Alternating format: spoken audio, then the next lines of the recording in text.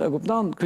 Po ku e pa po dikur ka qenë për shiko se vetëm me teknologjia se dikur ishin artikujt. Njerë Washington Posti botonte një artikull që farat qia për shumë janë shumë të mira. Bas një muaj e gjenim në një tjetër gazet që farat qia nuk janë të mira, duhet të përdorim lule dielli.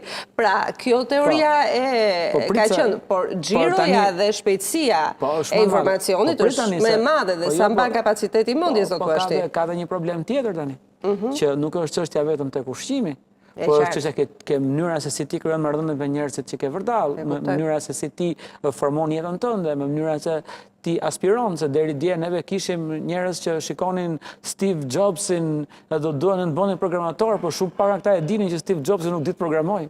Ka qenë thjesht sipërmarrës. Dhe unë do bëj një kompani dhe i futeshin programimit pa marrë vesh, pa dhe fëmijët të shiko se do bësh namin, ore pritës është kështu. Çfarë brezi po vjen? Po vjen një... Këta fëmijë që lindin sot, çfarë brezi do jenë? Kur të jenë bas 20 vjetësh, 30 vjetësh? Çfarë brezi? Tash nuk e kategorizoj dot se... Jo, si do jetë, nuk e flas për mirë për më keq, por çfarë do të jetë? Besoj do jenë më të izoluar, do jenë më skeptik, do jenë më të orientuar drejt mbrojtjes nga mashtrimi, dhe besoj do kenë një jetë më të mirë se tonë, po të marrim rastin e material nga ana materiale. Po dhe nga jeta e përditshme. Do jenë sepse praktikisht informacioni është marrë nga ata, pra informacioni që neve na ka munguar. Pra domethënë nëse ne jemi një brez që kemi rritur kur ishim vegjël me një televizion edhe me një radio në limit, tani këta janë të super informuar se çfarë do bëjnë to me informacionin, pastaj kjo është një problem tjetër. Ti njerëzore do ketë? Empati njerëzore. Empatia njerëzore është veti e qenies, kështu që normalisht nuk është se mund ta eliminojë teknologjia, por problemi është ndaj kujt. Sepse nga që do jenë të izoluar, nga që do jenë të izoluar mund ta kenë edhe ndaj një AI imagjinar, për shembull. Pra po shkojmë në botën ku një njeri dashuron robotin. Ato filmat që kemi parë fantashkencë do t'i pas kanë manifestuar kaq shumë sa po na ndodhin realitet. Patjetër, është target i kompanive të inteligjencës artificiale që t'i krijojnë AI-t një personalitet që ty të duket realisht sikur ti po flet me një njeri. Pra nuk është më që AI vetëm të jep informacion, por ndërton. Si do vazhdoj njerëzimi, si do riprodhohet njerëzimi?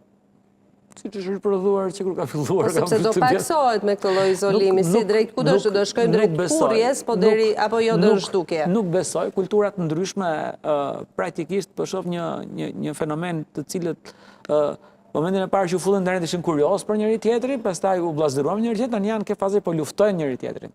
Pra ti je kështu, unë jam kështu, domethënë e kupton, dhe kjo pastaj do krijojë fragmentarizime shumë të forta. Por flet për inteligjencë artificiale apo për njerëzit në këtë botë? Si janë sjell që kur kanë hyrë në internet.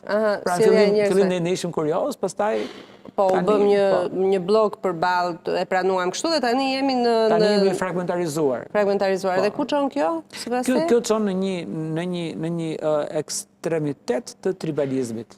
Pra është shumë e lehtë që ti në internet të formosh një grup dhe çfarë është grupi jote ke shok dhe të tjerët ke armiq. Dhe deri ku shkon kjo armiqësi? Se mund të shkojë armiqësi me ndihmë, me komente dhe këtu mbaron apo? Jo, dhe kemi ardhur të dy në këtë televizion ku janë vrarë njerëz për këtë muhabet.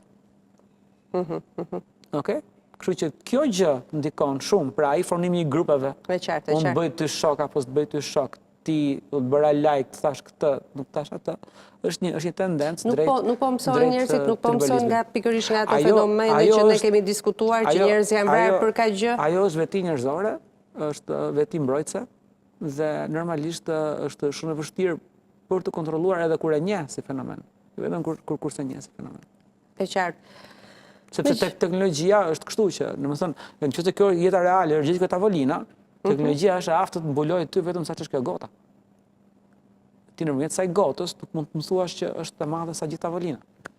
E qartë, mirë, ti na përcolle deri në reklam, unë të falenderoj shumë, edhe është gjithmonë kënaqësi të bisedosh me ty, por ajo që unë gjithmonë kuptoj, se më duket sikur ne i përkasim dy botëve të ndryshme, ti je shumë përpara, është një ndër personazhet që e njeh shumë mirë botën e inteligjencës artificiale, ndonse mban këtë profilin e ulët, unë po jam shumë korrekte dhe nuk e lëvroj aq sa duhet, thelbi është i njëjtë.